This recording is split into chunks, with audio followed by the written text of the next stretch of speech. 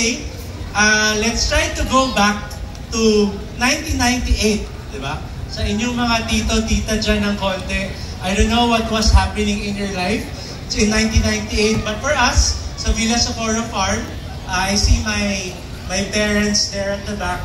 1998 was when we established yung aming company na Villa Socorro Farm. So it was my father, yan, medyo palakad-lakad dyan si founding father and founding farmer Mars Aaron, with his ever so handy vest, napakaway-kaway sa likod. So it was an ambitious undertaking na pumunta into agriculture, pumunta into farming, and naming the farm after my mother, Socorro. Ayan naman, another person that kailangan natin pasalamatan. Obviously, kung wala sila dito, wala din ako. At the truest essence of that phrase, kung wala sila, wala kami ng sister ko na si Diana dito. So, we launched Villa Socorro Farm as a company in this date, 888. Ang tawag nila sa 888 ay isang angel number. Ano ang angel number? It's associated with financial abundance. Sana totoo naman, I will ask my parents every once in a while kung totoo ba yung financial abundance. Pero siguro, what I will focus on would be the positive manifestation of desires and goals and dreams in one's life. So ito yung pagtutupad ng ano ang inyong vision, ano ang gusto nyong mangyari para sa company namin na Villa Socorro Farm, na pinangalan nga natin for my mother. So when we started, year 2009 hanggang 2016, napakarami nangyari. Yan. Amongst the family, medyo hindi kami masyado magaling mag-drawing. My father was able to draw this diagram during that time. Ewan ko kung kita niya sa likod, but it's a bit hard to understand, but that's fine. That's the whole essence of it. Medyo mahirap talaga siyang intindihin. But ang importante dyan is that kitang-kita nyo, everything that we do is interconnected. Yun ang dream namin in Villa Socorro Farm. That we can have all of the activities that we do maging interconnected. At nangyari naman yan. Sa awa ng Diyos, sa tulong ng mga tao dito, karamihan sa mga nandito nga, the staff and our partner farmers, malaking tulong para mapaabot namin ang Villa Socorro Farm kung nasaan kami ngayon. At nasa na ba tayo ngayon? Ang nasaan na yan ay hindi lamang sa Pilipinas, kundi available rin tayo sa 22 countries and territories sa buong mundo. Palakpakan naman dyan. Palakpakan sa mga sales staff. I guess wala sila dito sa auditorium. Nagtatrabaho sila doon kasi kailangan pa nila magbenta. So, hello na lang doon kay Justin at saka kay Lorraine. I'm sure narinig niyo ako. Thank you for all the work and the sales that we have been doing from year 2017 to 2024. Yan. Pero, nandito na tayo ngayon. Okay? Fast forward to where we are today, 2025. Ano ngayon ang gagawin natin ngayong 2025?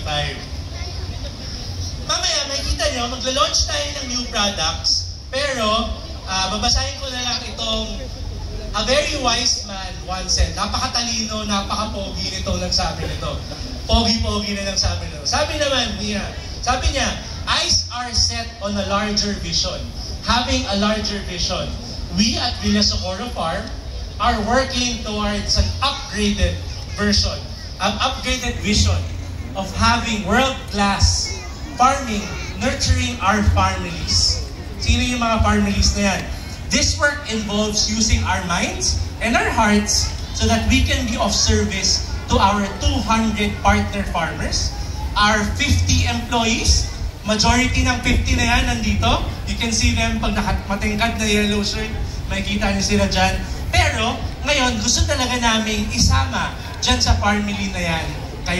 Kayong mga not exactly part of our family in the past, pero it's you, our ever supportive customers. Sabi nga sa Pilipino, malayo na, pero malayo pa. We have gone a long way, but much is still to be done. So after 16 years in the business, parang isipin mo parang tagal-tagal na, malayo na rin yung naabot, pero napakarami pang kailangan gawin. Yan yung sinabi ni Banana Chief Raymond. Sabi ko nga, napaka-pogi niya nagsabi niya. So sticking to focusing on that vision, we going forward to 2025, we want to have world-class farming, nurturing our families. At yan ang punto nitong Sabaday. Marami nagtatanong sa akin, parang, Raymond, ba't nyo ba ginagawa yan?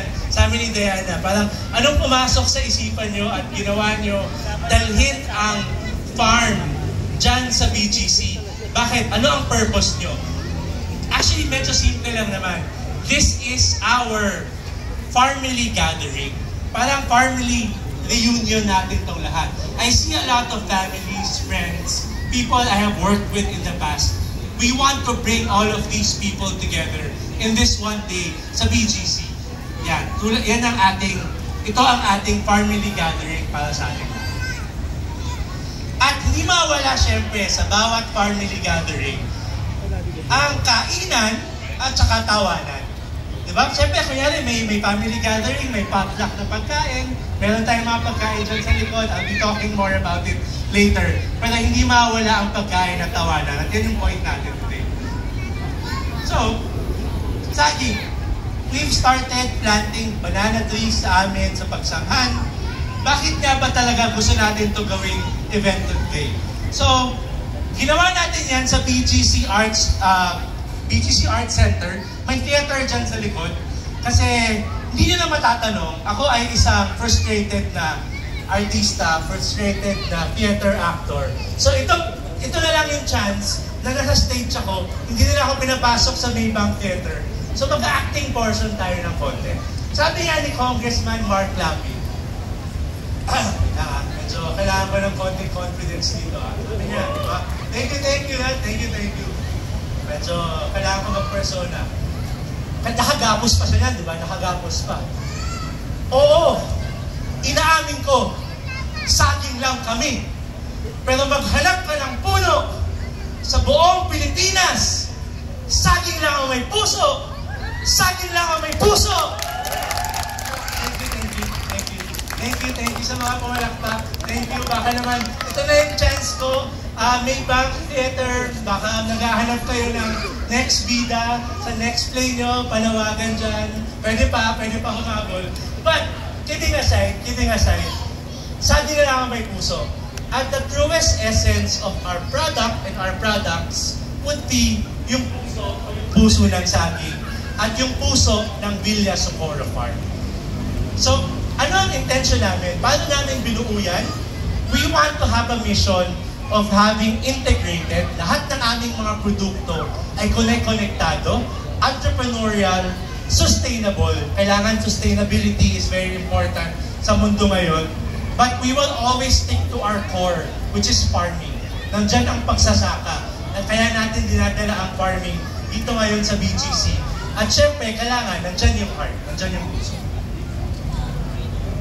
So, ang saging sa mga hindi lumaki sa farm, diba may iba lumaki sa farm, ako po ay hindi rin lumaki sa farm, pero ngayon ay napapadalas na sa farm.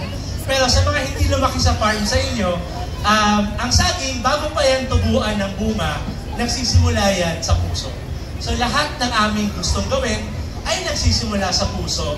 At dyan nagbunga ang iba't ibang mga negosyo ni Villa Socorro Farm. Ano yung mga bunga na yan? Unang-una would be our farm food pagkain. We want to do our fair share, our work in terms of feeding not just our local countrymen, but also some of our kababayans abroad, even the greater markets abroad. Kung kaya, gusto talaga namin ibandera itong Saba Banana. Diba? Sabaday nga eh. Siyempre, so gusto natin ibandera ang idea na ang Saba, the humble Saba Banana, can be something na madadala natin dito sa BGC. Kasi ang Calabarzon ay may napakasarap na variety ng native Saba Banana. So we make that from plant to pack within 24 hours. So very fresh banana. Hindi mawala yung puso. You cook it with heart. You cook it with love. Hence, you will have the best banana chips you'll ever have in your entire life. In my cup. Baka pagalitan ako ni Lights and Sounds. Baka dagdagan yung charge sa akin. Okay lang, ayos pa. So, ngayon, one of our biggest launches today would be to show you and showcase ang pinakabagong packaging ng ating Villa Socorro Farm sa Banana. So kung kayo'y nakabili na, we're still selling the old one kasi naghahanda tayo para kay Ben the Banana na dalhin sa akin ang pinakabagong pack ng Villa Socorro Farm sa banana chips. So ito yung aming bagong logo. We have re-updated the logo.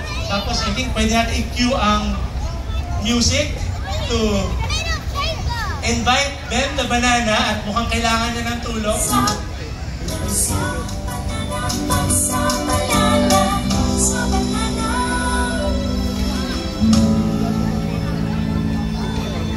Alright, presenting to you our pinakabagong Villa Socorro Farm sa banana chips packaging.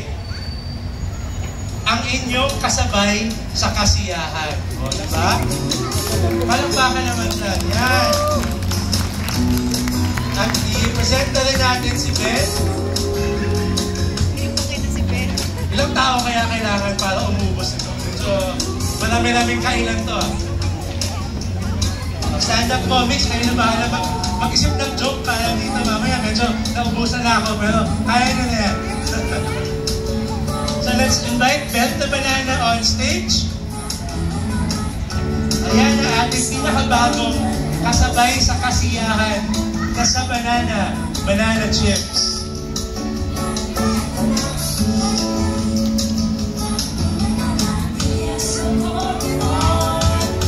At bilang, kailan Ben, kasi medyo never ata akong inawardan ng magulang ko ng medal.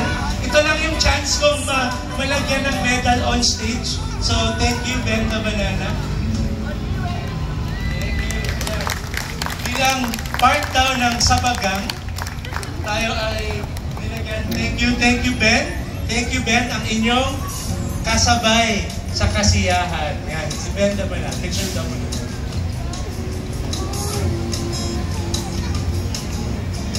Sabade! Alright, thank you, Ben. So ito ang ating mga newest packaging designs for Villa Socorro Farm sa banana chips, sweet original, simply light. So I guess I have to dissect it a little bit. Kaya siya kasabay sa kasiyahan. Kung nakikita nyo, there's actually a smiling, eating face in our newest packaging. We just really wanted to emphasize the idea na ating sa banana, inyong kasabay sa kasiyahan, kasabay sa tawanan, at kasabay sa buhay. Ayan si Villa Socorro Farm sa banana chips. Also, our smoky barbecue and roasted garlic variants. We're also coming up with our 250 grammer. So medyo mas malalaki, a bigger pack for our bigger savings. So I guess, from now, here on out, maraming pasasalamatan. One would be Carl Matias, our partner from Baguio, who actually designed one of our newest packaging materials. Some other people na kailangan pasalamatan, I think nandyan si Sinaya Team. Thank you. Thank you for the collab with Sinaya Team. Sa mga newest nating mga produkto. Ito ang aming Delish Shoes Trail Mix. So, hindi ako napatok doon. Talagang Delicious Trail Mix. It's a collab between Villa Socorro Farm sa banana chips. Ang aming partners with Sinaya Seafood with their Lacan Dilis, as well as our partners from Cashews from Uplands of Bataan, yan si Mad Travel. So this is our take on a local take ng alam natin na trail mix. This is our delicious banana plus na banana chips. Yan. Others that we are launching today, I just got this a few days ago. So kung di pa kayo nakakabili, please do. Punta kayo mamayang sa banana booth so that you can try our newest collab. I don't think nandito pa sila. Our friends from 1919 chocolates. This is our Sabade exclusive Pero sa sobrang sarap niya, I think we'll be continuing to sell this afterwards. Ito ang aming Dubai Nana chocolate, dark chocolate filled with pistachio paste. At imbis na yung crunchy na nafe at ay tawag doon, we will have our crushed banana chips. You can taste some of it mamaya sa aming sa banana booth. So please do purchase din sa aming sa banana booth. So, we've talked about banana, lipat tayo ngayon kay kamote. So kay kamote naman, meron tayo Charot. So totoo yan ang ating brand name, si Charot Kamote Chips. We will have our sweet and salty, very much available in yan. You can check it out at the back. We have our sweet and salty kamote chips. The goal here is how we can make kamote chips, i-elevate naman natin yung kamote chips. Kamote is seen so negative in our country. Diba? Pagka bumabagsak ako nung grade school, sinasabihan ako ni Lola na nangangamote ka na naman. Pag may sumingit sa'yo na motor, kamote rider. It's so negative yung connotation natin sa kamote. Let's try to elevate that whole concept of kamote. Gawin natin social. So we have our kimchi kamote chips, and the socialist of them all, we have our Italian truffle aioli na kamote chips. Yan ang ating mga ipapakita sa inyo today. So, these two variants, very much available. You can check at the back. We have newer ones called cornies. Yan ang aming corn nuts that comes in 3 different flavors. This will be launched Q3 of this year, but I'll touch on it real quick. We have our wasabi shoyu flavor, our garlic parmesan flavor, and our Mexican elote corn flavor. So these are the 3. I won't take too much of your time in terms of talking about this, but this will be launched Q3 of this year. Other things that we have now, because of the health and wellness trend, meron tayong mga produkto specifically catered to those who are looking for healthier products, which will be our Farmony Banana Crisp, sweetened with organic muscovado sugar. And we have a new partnership with Cherry. Thank you, Cherry, for being here today. We have a partnership with Tough Banana. Mamaya makita niyo rin yung, you can also go to their booth and try their banana jerky. I hope I'm doing it justice, Cherry. But yeah, so it's something you can try as well. We're working on it towards the future of really offering healthy and for the wellness of our customers. We're offering some of these new products for you under the Villa Socorro Farm distribution. And lastly, we also have worked on making use of a lot of the nahihinog na saging. So ngayon, it can now be turned into the banana cider vinegar. So imbes na matapon lang yung hinog na saging, it's actually turned into the banana cider vinegar. So ito ang Villa Socorro Farm products, ang inyong mga kasabay sa kasiyahan, inyong mga kasabay sa kainan, but very much available for today. I'm also very thankful to some partners who are very much willing to lend their time and their effort and their skills today to offer us great food. Ano yung mga pagkain na yan? So today, we have, I'm very thankful Bea's not here yet, Bea Trinidad of CCA, but I was mentioning this event to Bea even before anything. Wala pa ako nasasabi na concept. She was like, okay, we'll do it. We'll do it. Like, she believed in what we stand for, and I'm very thankful for a lot of people in this amphitheater today na just talking about what we wanted to do today. They were very much willing to help us. So thank you, CCA. We have great saba dishes today. Every single dish that CCA will be serving today will be rooted on the saba banana. Yeah, so CCA, kaway-kaway naman dyan. To our friends from CCA, hindi kayo kasama doon. Huwag kayo magulo. Thank you, CCA. Meron tayong lumpia, meron tayong leche flan with banana, meron tayong noodles with puso ng saging. I'm forgetting, we have banana cookies, we have arroz a la cubana. So these are the different dishes that we have today from CCA, as well as from Cravings. Thank you very much for Cravings. May mga nakatikim na ng napakasarap na halo-halo sa inyo. Buti pa kayo, ako hindi pa nakakain. May utang pa kayo sa akin na halo-halo Cravings. This is the Gordon Ramsay Challenge winning halo-halo na may kamyas. So please do try that. This is the first event of Cravings where they're serving this wonderful CCA halo-halo. Hindi ko pa naitikman, pero sure ako masarap yun. Next up, ayan, pwede na kayo kumaway-kaway dyan to my friends from Naughty Bro. Naughty Bro friends. Busy pa sila. Umiinom na ata sila Naughty Bro. Naughty Bro friends, yan, thank you. Thank you very much for serving our drinks. All banana-inspired drinks as well today. So, ito yung iba't ibang mga pagkain, iba't ibang mga kasama nyo, kasabay nyo sa kainan ngayong Sabado. Okay, so those are the food. Medyo marami-rami pa tayong i-discuss since we do all of these different things. Let's now touch our farmcation at Villa Socorro Farm.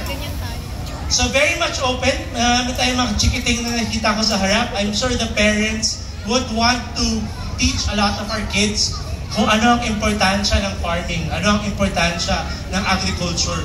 So very much open ang ating farm sa Villa Socorro Farm so that you can visit, you can do farm tours, you can do farm venture tours. We do our farm-to-table boodle fight. Pwede tayong kumain dyan ng iba't ibang mga farm-to-table dishes that we offer in the farm. At dahil gusto nating ma-educate itong mga kabataan natin into these different things that pwede nilang gawin sa farm, we also have our farm education. And farm education would start from, we actually start sa mga pinaka-medyo tanders since we work with different old school farmers in our area where we teach them digital marketing, newer technologies that they can infuse in marketing. However, together with the World of Outbound, thank you, we have a representative here. Wala pa sila, some of my other friends from World of Outbound aren't here yet, Simon, but pwede mong picturean yan dyan habang nandyan pa. So World of Outbound has been serving our schools. We've had field trips from Ateneo, LaSalle, ICA, UST. So all these different schools come visit us in the farm to see kung ano yung ginagawa namin in the farm and really showcase how it is to kind of show farming and agriculture in the Philippines. Also, since my father planted all of these trees 20 years ago, we have our own farmniture. So may kita nyo rin dyan at the back. Ayan, si Farmer Mars who planted mahogany trees, Nara trees 20 years ago. Na malaki-laki na sila ngayon and can now be turned into different farmniture items like chairs, tables, chopping boards, charcuterie boards. Even your offices can have all these different tables. Yan. And we also have some home items that you can purchase na mga iba't ibang mga soaps na banana theme as well that we will have in our furniture. One thing that we now want to focus on is really use the puno ng saging into all of these different things. Hence, we came up with this idea called Farmshon, or fashion coming from the farm. We were given by DOST a decorticating machine. At ano ang ginagawa ng decorticating machine? Lalagyan mo siya nitong banana fiber. Papasok mo dyan yung banana fiber. Yung banana fiber na yan ay tira-tira. Pagka mag-harvest ka ng saging, yung fiber ay ilalagay mo lang. Paglabas niyan, yan ay magiging banana fiber. So, trunk to fiber. Yung fiber naman, pwede siyang dalhin sa DOST para gawing banana yarn. Banana yarn? Yes, banana yarn. So yung banana yarn, pwede na siya ngayong gawing banana textile. And the best of it, actually, hindi natin kailangan ng kung ano-anong picture pa dyan kasi suot ko siya today. So this suit that I'm wearing today is actually made from banana fibers that we've harvested from the farm, decorticated, turned into fibers, turned into yarn, and then turned into a textile and eventually ends up as a suit. So that's the full supply, the full chain of things na gusto namin gawin sa Villa Socorro Farm. And really try to push forward this whole concept of farming na hindi lang siya natatapos sa inyong bukid, hindi lang siya matatapos sa pag-harvest ng saging, pagbenta ng saging, maaring matapos siya as a shirt, as apparel, as all these different things that end up in your homes. At ano pa yan? Isa pa ang pwede natin gawin. I would really like to, I appreciate all of these wonderful people who I've given this idea of the Sabaday, and they turned around and gave me all these wonderful products. So this is a collab with Zara Juan. They have a store in Rockwell where they made this Sabaday exclusive bag, made also from the banana fiber. So we're selling this in our Farmshon booth. So iba sa inyo na gusto ng medyo limited edition bag, meron tayo dyan. I hope Mark Ruiz is still here, and Reese, I don't think so. But we have ito mga one of one. So mga mahilig sa inyong mangolekta ng items, we have 3 bags, each of different designs. One of one items from rags to riches. So ito ay galing sa mga nanay sa Payatas na ginamit yung mga basahan at gawing mga bags, at yung mga color palette nila ay mga Villa Socorro Farm colors. So may 3 tayong bags, all distinct colors, all one of a kind. Kung gusto nyo talaga ng medyo kakaibang bags na pag pumasyal kayo, bagay sa inyong OOTD, gano'n tayong mga bags dyan. We've also collaborated with Jeannie of Aruga, hand-woven with these shirts, also available in our Farmshon booth na pwede nyo gamitin at pwede kayo makita. So these are all the collaborations we've done. So thank you for all these people who has made it happen. As one of the last things that I would remind everyone, this is actually a time kung saan kami ay kumakatok sa inyong puso. One of the major reasons why we have set up Sabaday is to seek help for our foundation. So this year, hindi matatapos. It's a manifestation and speaking it to existence na hindi matatapos tong taon na to, na hindi namin officially masiset up ang aming foundation at Villa Socorro Farm. So what does this foundation do? The foundation works with our local partner farmers tulad ni Kuya Willie na magdi-deliver sa amin ng saging. We want to provide all these different programs, values formation, livelihood programs, and farming best practices programs sa mga tulad ni Kuya Willie, kung saan patuloy namin sila matutulungan. So if you have a chance to give your donation to our foundation, we have a few booths there at the back. You can purchase a few items at the same time, make a donation to our foundation para once and for all, we can officially set it up this year. So sabi ni Kuya, kababata ko tong si Kuya Stephen Covey. So sabi ni Stephen Covey, begin with the end in mind. So when my father started Villa Socorro Farm, we were there, me and my sister Diana, one of the people I would really want to thank today. Thank you for making this happen. So our father started this business, Villa Socorro Farm, with the end in mind of really working with our local communities, working with our partner farmers. At natuloy naman yun. Natuloy naman yun at galing sa puso, pinapagpatuloy namin itong aming advokasya na pagpatuloy ang iba't ibang mga produkto ng Villa Socorro Farm, dalhin itong mga produktong ito sa gitna ng BGC, offer it to the customers, to the greater customers, to consumers tulad nyo, and really showcase kung ano ba talaga ang potential sa isang farm dito sa Pilipinas. So once again, I've been Raymond, I've been your Banana Chief. Thank you. Please do join the tribe. Kailangan namin ng inyong tulong to join the tribe and be part of our family. And once and for all, puno ng puso, full of heart, thank you for listening. Thank you for being here today. Overall, your presence is more than enough, and please continue supporting Villa Socorro Farm. Again, puno ng puso, thank you. Tama na, Tama na ako, doon na tayo, shift na tayo sa tawanan. And I will turn you over to our wonderful host, Stanley G. Thank you very much.